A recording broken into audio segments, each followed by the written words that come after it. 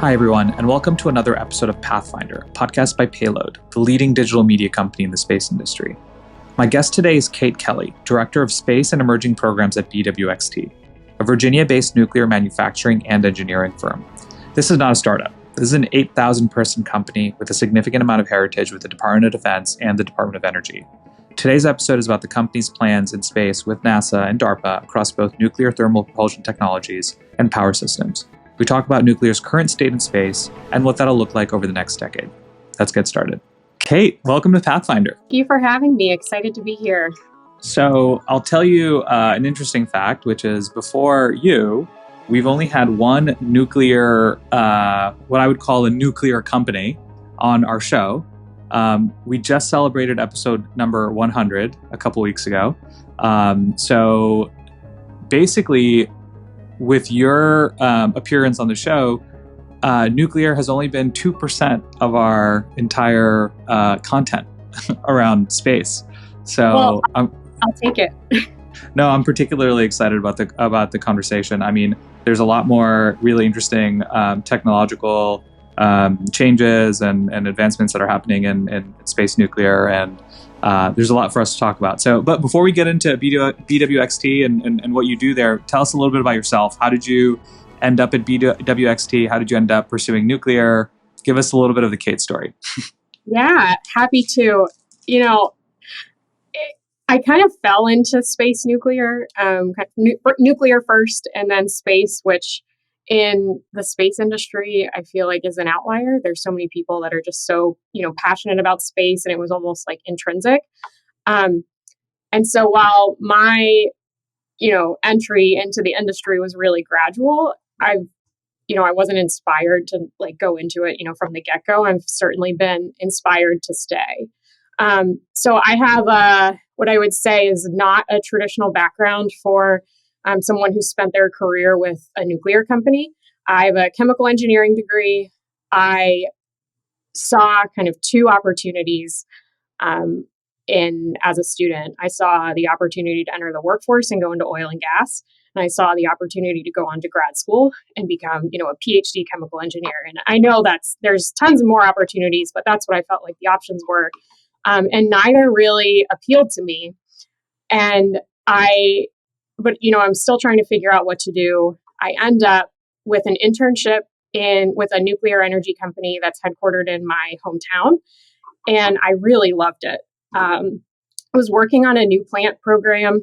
I saw so much opportunity for the industry. I felt like nuclear was so underutilized as an energy source. And I was inspired to stay.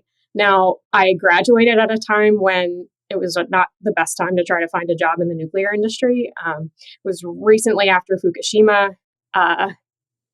Natural gas prices were at almost an all-time low.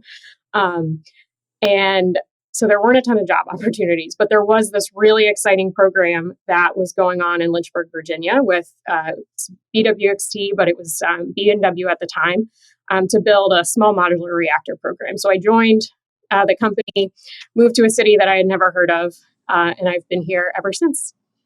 So give us the quick minute on BWXT. Like, what is the I know they do a lot more than just what you're working on the space side.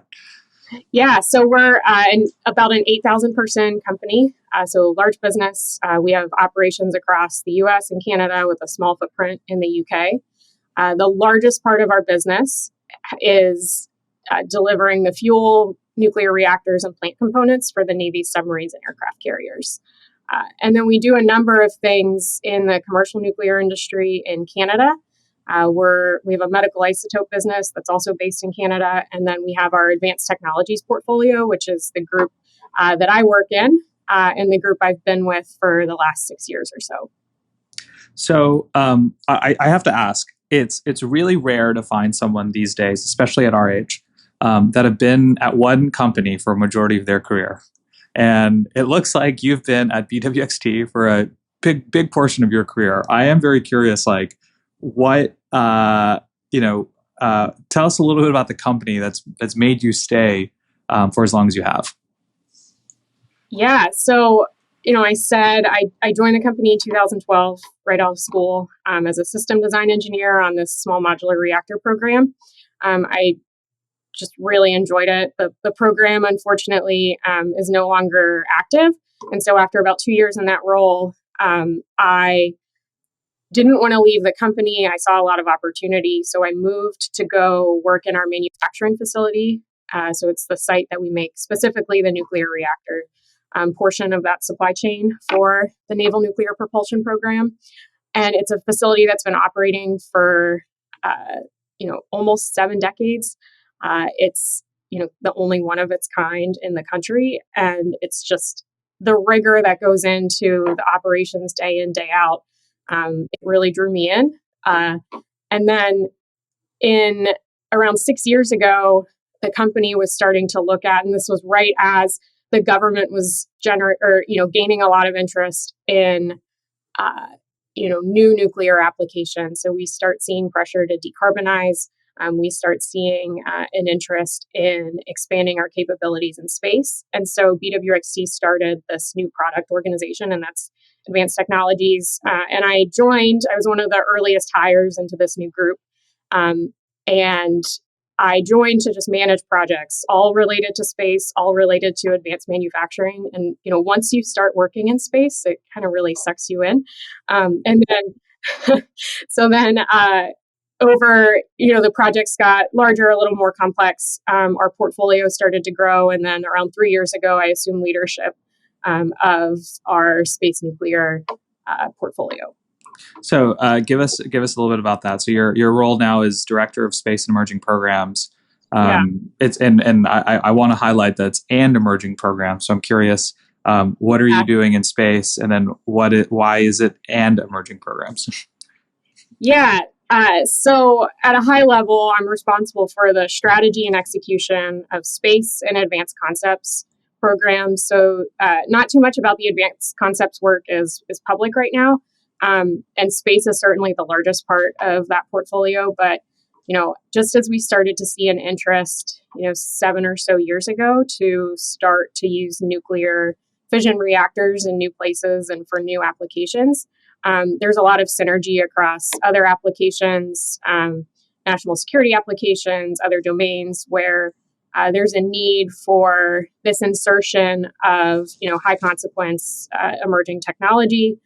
These complex strategic systems and the handling of, complex special materials that are kind of really adjacent to these other space and terrestrial markets that we're pursuing new nuclear in. So have you watched the show For All Mankind? I have. Okay. Yeah. So I actually literally just finished season 4 yesterday. So I watched season 1, 2, and 3, like a year ago. And then once season 4 came out, it just kind of sat on my to watch list forever. And I was like, I need to get to it. And then finally, about a week ago, I started it. And I literally, last night I finished it. And I don't want to give anything away because we actually have a lot of people who I know watch that show. But there's a scene in season 4 where one of the spacecraft called Ranger 1, right, is using nuclear propulsion technology, to maneuver around space. And I remember thinking how funny that I'm speaking to you tomorrow. And I wanted to ask you, in the way that nuclear propulsion is depicted in these, science fiction style shows and TV shows and movies, is that what it's like? Tell us a little bit about what nuclear propulsion is, what it looks like. In the show, I remember at one point someone got really close to an engine that was literally using nuclear propulsion and nothing happened to them. I had all these questions. I was like, well, that doesn't seem realistic. But anyway, would be curious to get your thoughts on that. Yeah. I mean, I loved the show. It was such a useful tool for me to start facilitating conversation with family and friends about what we do and what I do in my job, because it was so neat to see some of these technologies depicted in such a futuristic way, and almost in a way that, that's the future that we're envisioning and the future that we're working towards with the development of nuclear power and propulsion technology. With that said, though, I couldn't help at certain times think like, well, that's not how we would do it. Like there was a scene where, they're launching the nuclear rocket out of like the ocean, and you just see it like emerging, and that's certainly not what in the ConOps. That's certainly not how we plan to deploy these systems. It's certainly not how the government will deploy these systems. But yeah, I think that show was powerful in the sense, maybe even if it wasn't technically accurate in all these cases, is that like nuclear does have a place in that future. And it does have a place where, we're seeing it deployed on Earth much more broadly too, in a lot of these new programs where it's going to become much more common. And to do that, there's certainly some risks, and, nuclear gets probably more bad press than good press. Hopefully that changes. But we're seeing this evolve so that we know we can deploy these systems safely. We know that they can be used for human exploration. And we know that we can gain all this knowledge from, decades of development and make these a reality. So you guys announced last summer, I believe, that your reactor and fuel are going to be key components in the world's first demonstration spacecraft using nuclear thermal propulsion. Tell me a little bit more about that, and what does that relationship look like with the DoD? Yeah, so that was a huge accomplishment for our team. It was a significant milestone for advanced technologies, and really a significant milestone for our country, where the government is saying, yes, we want to do a flight test of nuclear thermal propulsion technology as soon as 2027. And the contract was awarded to Lockheed Martin. BWXT is providing the fuel and nuclear reactor for that component. And so what goes into that activity is, we're finishing the design. We'll do the prototype, surrogate, demonstration, and testing that we need to do to get ready for that flight test. And then we'll deliver the flight hardware and support the integration of that on-orbit demonstration. And yeah, it's been a whirlwind with that program. It's so visible in space nuclear. And we're just really excited to be a part of it. So what are some key milestones that you can share that the firm's achieved within sort of space nuclear over the last few years? Yeah. So the DARPA Draco Phase 2 award was one of them. That was a big one. There were some significant milestones, technical milestones that we accomplished in 6 or so years leading up to that. And so we started doing development work on nuclear thermal propulsion in 2017 with NASA. So NASA started doing early materials development, some component testing, some initial design. And the interest just grew from there. You started to see NASA start up other activities to mature design. You started to see DARPA express an interest. And in parallel, a lot of industry competition to help push that technology forward. One of the key technical accomplishments of the team was we were able to successfully innovate on some manufacturing and fuel technology.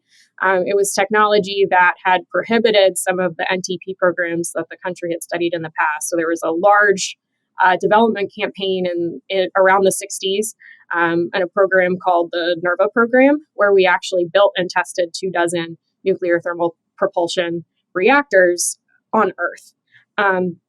And we were able to improve upon that fuel technology. And those innovations were really essential to giving us the confidence that we can, meet this near-term flight demonstration. Can just to take a quick step back, what is sort of like what is nuclear's role within space exploration, right? So like, why does BWXT care about this division? Like, why does NASA and DoD care about this division? Like, we have propulsion technology.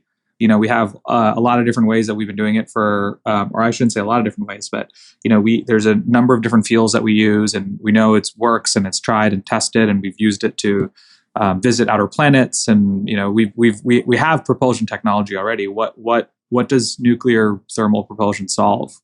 Yeah, so I'll answer that question first, and then I'll talk about how it integrates with maybe our country's broader space exploration goals.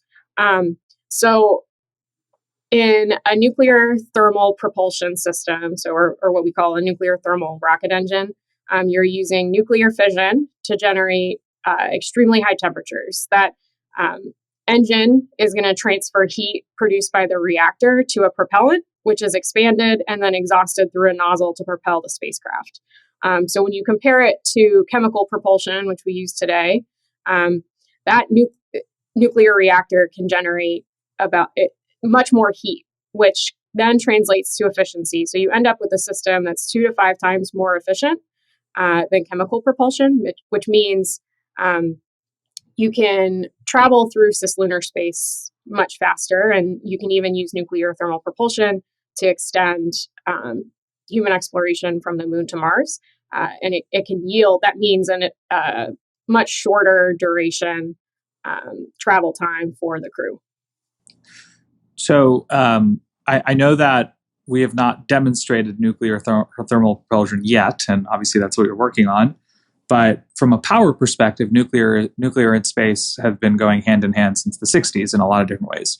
And I know that even during the Apollo era, the astronauts used various kind of power systems, radioisotope power systems, to power various things on the moon. I'm curious, what kind of work are you guys doing on the power side as it relates to space?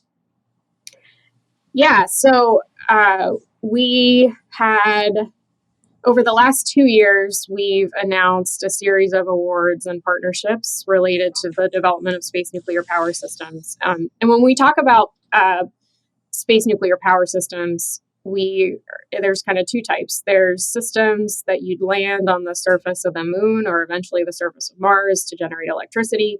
And then there's nuclear electric propulsion systems, which generate on-orbit power. So you're using nuclear fission to generate electricity that then powers a spacecraft.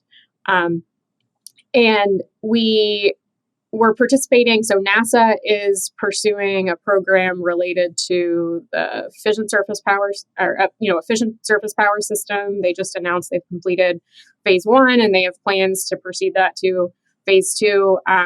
We were one of the awardees with Lockheed Martin. In parallel, we're starting to look at where are some of the other applications for nuclear power in space, and what are some of the other end users. And lunar exploration is an interest not just of the U.S., but some of our allies as well. So we started to see the U.K. demonstrate an interest in a fission surface power system as well. And just a few months ago, right around Space Symposium time, we announced that we had been awarded a contract with Rolls-Royce Submarines Limited in the UK to mature a fission surface power concept for the UK Space Agency as part of their international bilateral fund. So those are our surface power activities.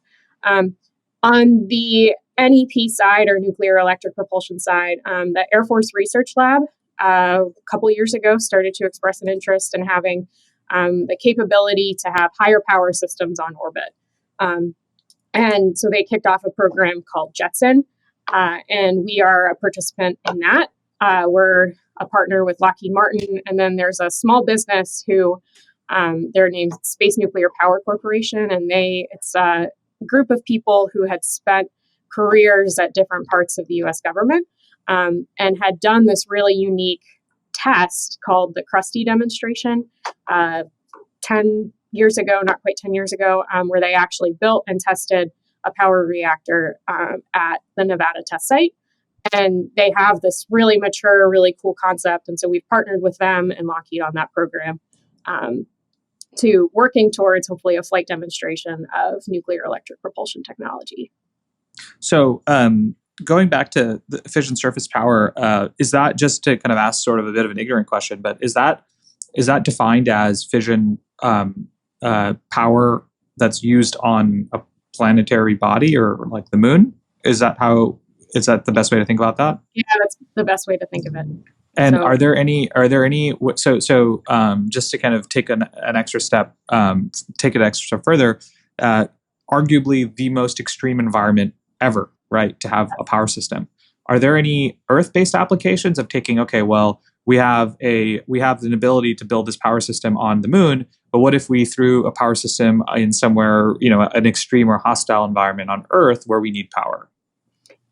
Yeah, so, the benefit of nuclear and the benefit of nuclear in space specifically is that nuclear is so energy efficient, so you can produce a lot of electricity in a very small volume, and so space is the ultimate remote environment, but there's certainly applicability of these miniaturized nuclear reactor systems to provide power on Earth as well. And so there's my peers and other parts of our organization within BWXT have some really exciting things going on to do just that. And so there's tons of synergy around this momentum we have in a terrestrial nuclear space to deploy these reactors, whether it's for to decarbonize certain industrial processes or to reduce our country's reliance on diesel generators to power remote operating bases. So a lot of recent activity and new programs in those fields as well. Have you, within BWXT, has there been any work done in understanding how big the potential commercial or the sort of government market is for these technologies? Maybe talk to me a little bit about how you guys are thinking about the actual the long-term dollars behind these technologies. We're an established company. We have, this flagship business where we're producing, a couple reactors a year for a primary government customer. And that has a long history and still has a lot more opportunity. With all these new entrants and this new interest, whether it's for a terrestrial market or space, that model is certainly applicable. Also, with the push to decarbonize, we see that really exploding from a commercial deployment standpoint. So truly commercial reactors on Earth. But then we also see that opportunity in space. So I think space probably leans more towards the government applications, at least in the near term. But as we need to create this additional capability, as our interests increase in space, whether that's for a economic reason, so a commercial market, whether it's for scientific exploration interest with NASA, or whether it's for a national security purpose, we need that new capability, and that's what nuclear can provide. What is the how do you interface with like sort of the broader BWXT team, right? So how many people currently work within your division? Yeah, we have about 400 in our division. Wow. Yeah. Okay, that's a bit larger than I expected, actually. Yeah, about 400. And so, we've talked a lot about the Draco program. That's the most visible. It's the largest space program that we have. Probably 30 to 40% of that group is working on, those initiatives. A large portion of the other portion, or of the rest of that 400, is working on a program called Project Pele. And so I had alluded to it earlier, but the Army is motivated to deploy mobile nuclear reactors to power remote operating bases. And so Pele is a demonstration with the Strategic Capabilities Office, where we're actually, we're building hardware right now to deploy that micro reactor and create that new capability. And so it's a prototype. There's a lot of parallels between that program and Draco from the standpoint of what they mean for the industry and what their objectives are, which are to develop and show that this technology can be adopted, it can be commercialized, and it can be deployed to give us additional capability. So to think about the regulatory side for a second, the NRC is a complex organization, to say the least. That their primary mandate is around civilian power generation. Right. This doesn't quite fall under that scope. Project Pele doesn't, and nor does Draco. I'm kind of curious, what is the regulatory process for nuclear technology, specifically for space-based applications? Like, what does that look like? How are you guys working and communicating with the regulators, and who are they? Yeah, that's a great question. It's certainly a question that gets a lot of attention too. I think the nuclear regulatory process just raises a lot of debate. I think you see, especially with all of the commercial activity that's ongoing, you see the role that they have in deploying that technology and helping enable it. In space, though, we aren't seeking an NRC approval to get permission to operate this system. There's a couple aspects of the regulatory process that we have to work through. So we do have to work within our existing regulatory framework with the NRC when it comes to all of the things that we do on Earth. So how we make the reactor, where we can make it. BWXT has special licenses that allow us to make this reactor in our facilities, how we transport it. So the NRC governs that process. We have to show how we comply with it. Our government team really helps, guide us through that process, as do our partners, Lockheed Martin, the integrators of this system. Because once we get the reactor to the launch site, we have to integrate it with the spacecraft, show that we can comply with all those regulations. But then we also have to go through the launch regulatory process, and that's governed by the interagency. It's an acronym called INSERB, so it's an intergovernment safety review board. DoD's on it, NASA's on it, EPA, a number of other government agencies that all contribute to reviewing how and dictating that, yes, this reactor is safe to launch and then it's safe to operate on orbit. And I say it in that order because that's exactly how we do it. So you load the reactor as a payload. It's launched in a standard launch vehicle in a completely off position. And then once we're on orbit and a sufficiently far distance from Earth, so the reactor can never return, or can never return until it's, for a very, very long time. That's when we power on the reactor and go through the flight test and eventually the on orbit operations. So, and I know you can't give away any of the secret sauce, but can you give me a sense of where is specifically propulsion technology, nuclear thermal propulsion technology? Where is it today?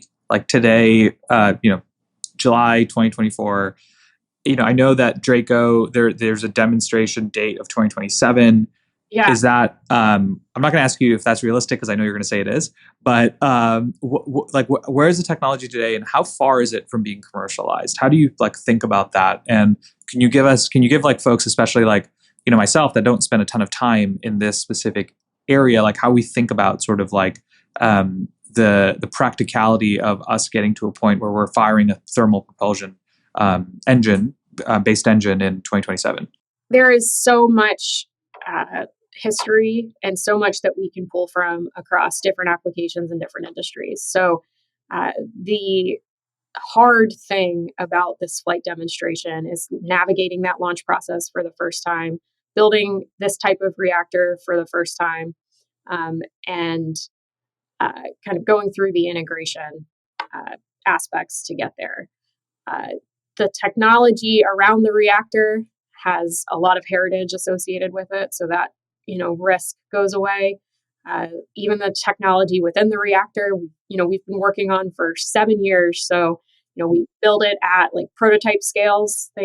We've built all the key components of it. Now it's just putting the pieces together.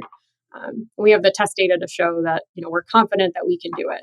And from a deployment standpoint, I think one thing that always surprises people who aren't very familiar with, what the product is that we're delivering, that BWXT specifically is delivering, and they think nuclear reactor, they think very complex. And while it is complex, it's not very big. So the system that we're delivering is about the size of a 55-gallon drum. So just to put that in perspective. So that, I think, gives us a lot of schedule confidence that, we can deliver it. And it's another reactor for the US government. And so building reactors is hard. Building them for the first time is hard, but there's a lot of heritage that we rely on to give us the confidence that we can do that within these aggressive timescales. And then the other part of your question was around commercialization of it. So, this 2027 flight demonstration is it's a huge accomplishment for the country. It'll demonstrate the technology, it'll show the feasibility, it'll do something we've never done before. But it's the first step in that commercialization. So, that alone doesn't create a new commercial market, but it's certainly the enabler for it. So that is to have a full-fledged, commercial market around nuclear thermal rockets is a few years out past that.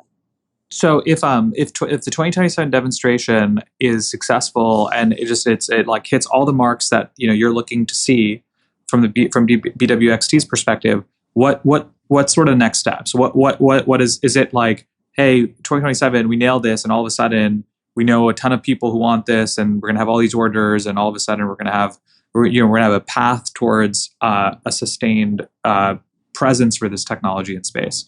What do you think about sort of post 2027? What does that look like? Yeah, it goes into the scale up of the manufacturing. So taking, transitioning, and I think there's a lot of space companies that are going through kind of similar hurdles. We see, the CLIPS program is doing a lot of things for the first time, but we see their model of, they're not doing it for the first time once. They have a, enduring business that goes around it. We see,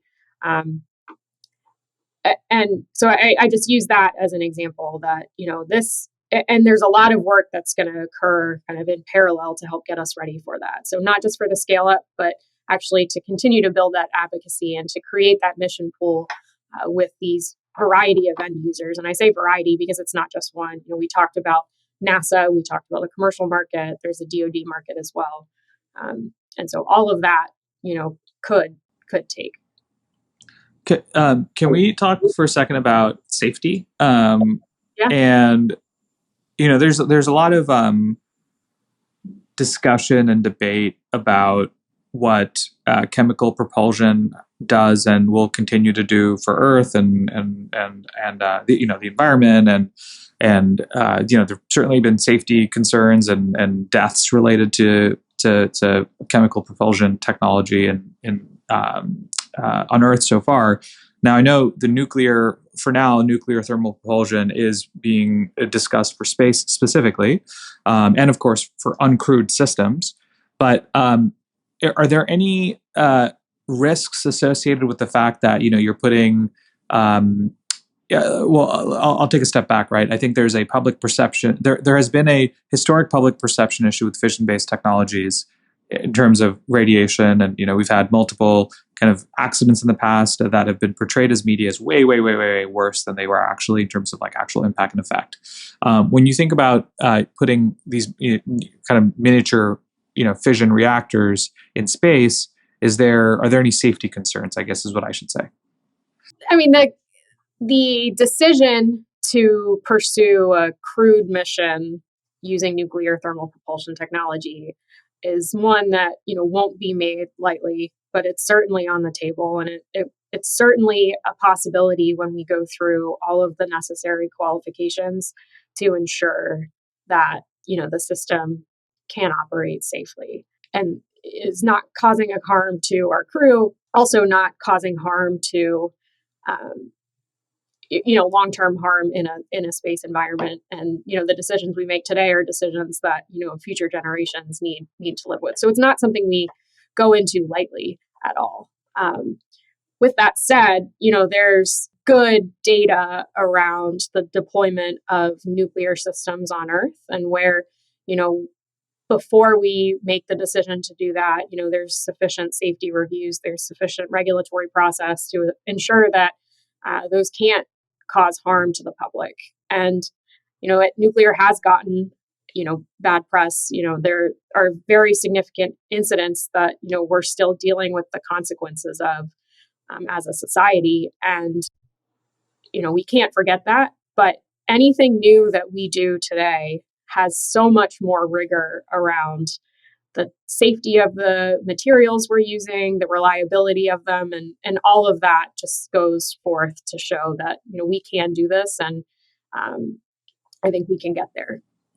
What about testing, right? Propulsion systems, right? Like, for most chemical-based propulsions, you attach it to a stand, throw it on a field, hope that there isn't anyone standing around it, and then you fire. Yeah. So how do you guys do testing of your systems?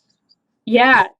So, and there are there are other systems that have similar challenges, non-nuclear space systems like the CLIPS program. I just use that as an example because it's gotten so much press really over the last year. Like, there's aspects that you can't replicate in those systems, and aspects of the lunar environment you can't replicate on Earth.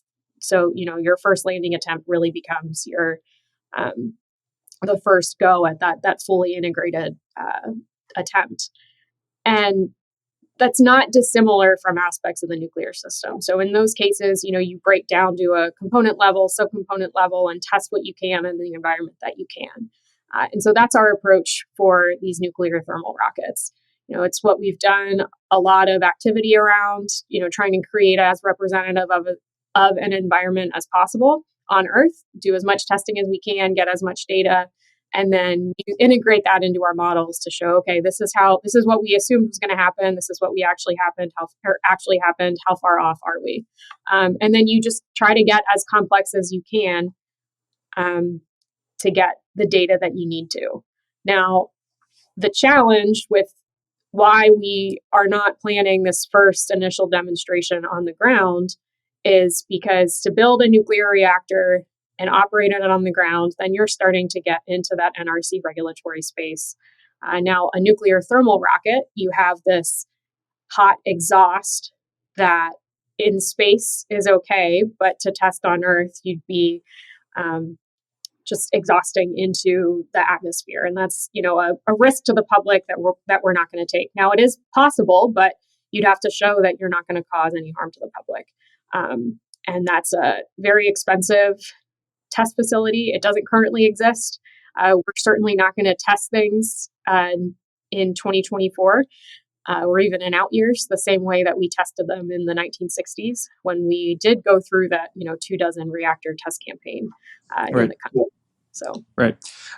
What about competition? I know you're not the only company out there focused on nuclear propulsion technology and power systems in space. Like, what does the competitive environment look like? It's growing. It's growing rapidly.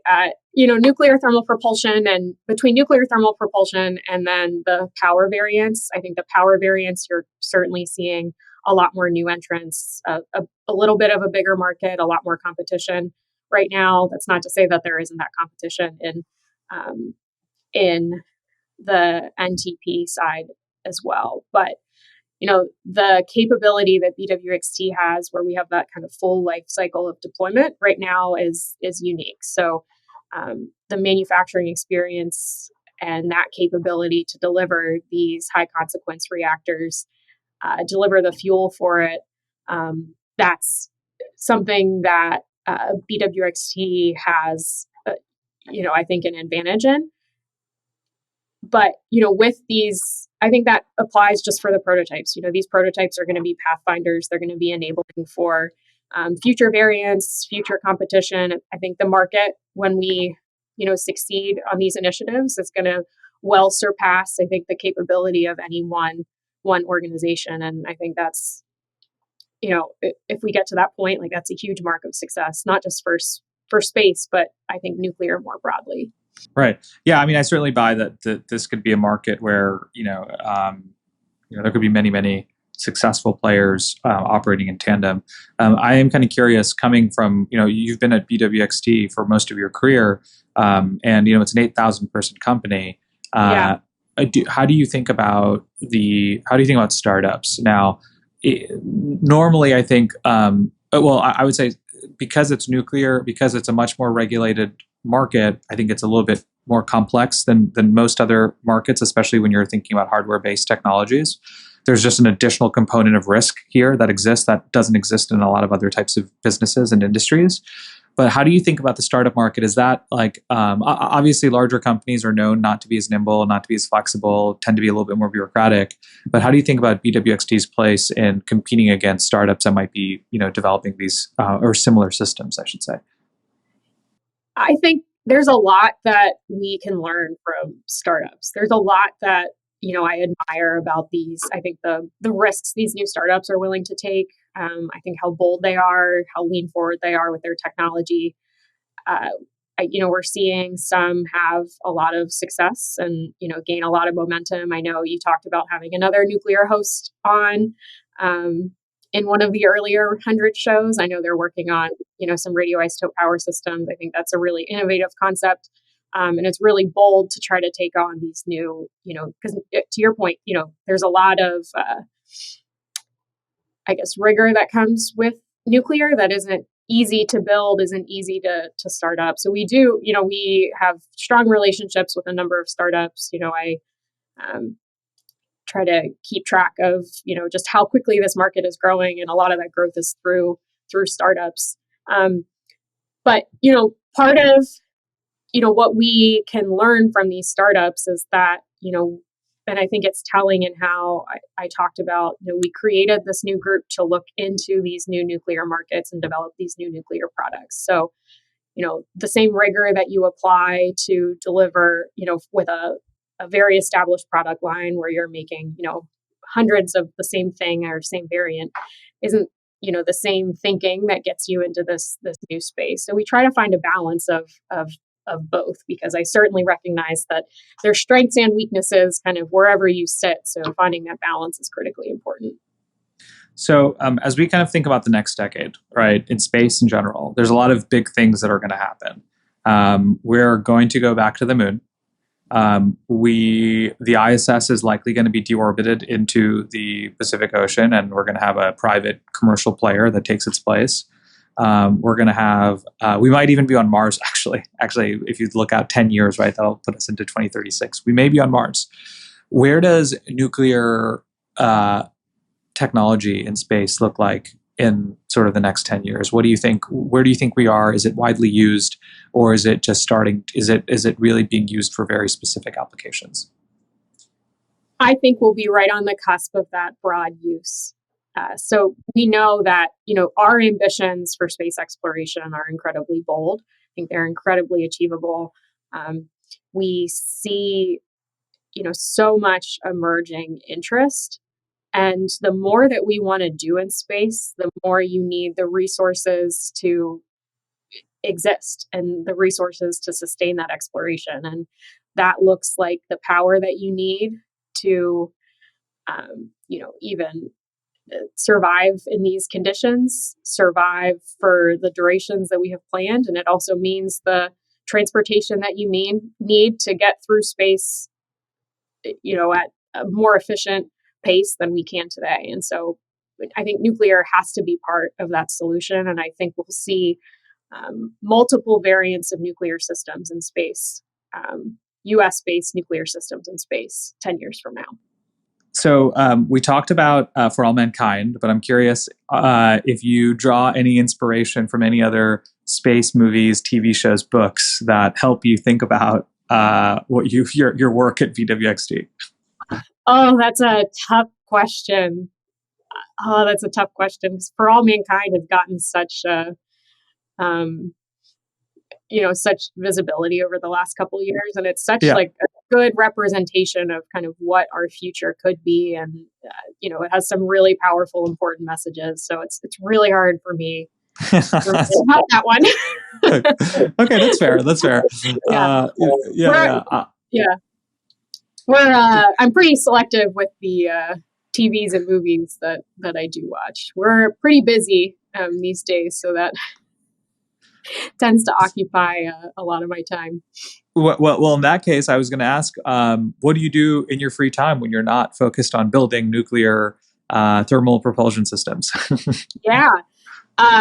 So it was kind of crazy. So as we're, I said, I took this role 3 years ago. About a year ago, we announced that we were awarded the Draco Phase 2 contract. And about a year and a half ago is when we had our first child. So that was like a monumental adjustment in the midst of like all of this career growth. So she certainly keeps us busy. So in our free time, if we're not out hiking in kind of the central Virginia area and the Blue Ridge Mountains, trying to play golf maybe with my husband without our child. So okay, all right, I like it. Yeah. Not a whole lot of time for that either, though. Yeah, I'm not a big golfer. I'm a big top golfer, but Okay. I'm not. You won't find me on the course too much. But that's actually it's not because I don't like it, or I wouldn't like it, because I've actually, the times that I've gone to a driving range have been really, really fun. It's just hard in New York. It's there's just not that many. There are not many golf courses that are quite close. So not a lot of open space. Yeah, not a ton of open space. And maybe one day they'll turn a set portion of Central Park into a golf course, but I doubt that. But Kate, anyway, it was a pleasure to have you on the show. Thank you for being on it. Very excited to see the sort of the future of BWXT, and looking forward to that 2027 date and having you back on the show to talk a little bit more about how the program is going and our path towards a nuclear future in space. Yeah, would love that. Thanks so much. Thank you.